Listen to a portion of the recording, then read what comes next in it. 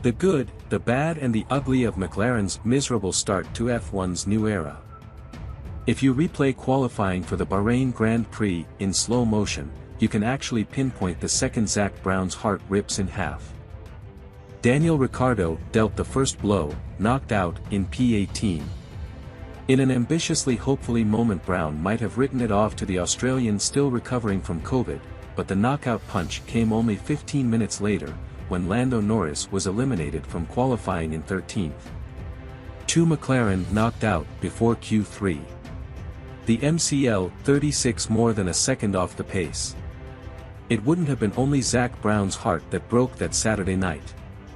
Watch every practice, qualifying and race of the 2022 FIA Formula One World Championship trademark live, continuing with the 2022 Australian Grand Prix from April 8th.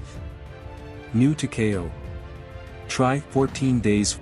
In the space of about a week McLaren went from championship smoky to surprise backmarker, and though Saudi Arabia showed the car to be not quite as bad as Bahrain suggested, scrapping for minor points is a shatteringly long way from the target of regular podiums and victories. What's gone wrong? February testing in Spain was a bright start for McLaren.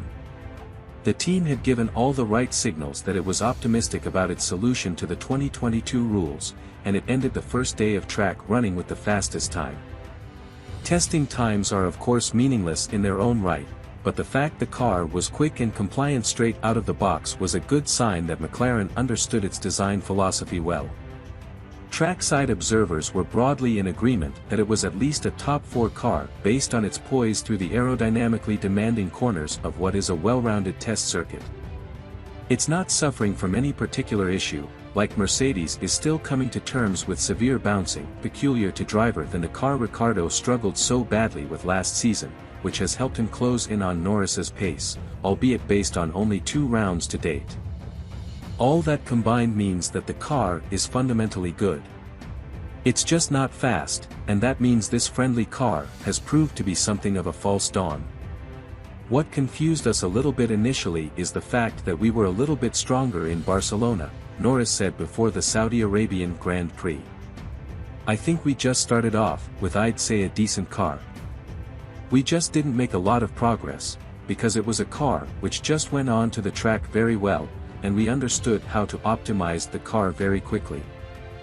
I think that's where all the other teams were able to take steps forward, continuing to find out about the car and make bigger steps.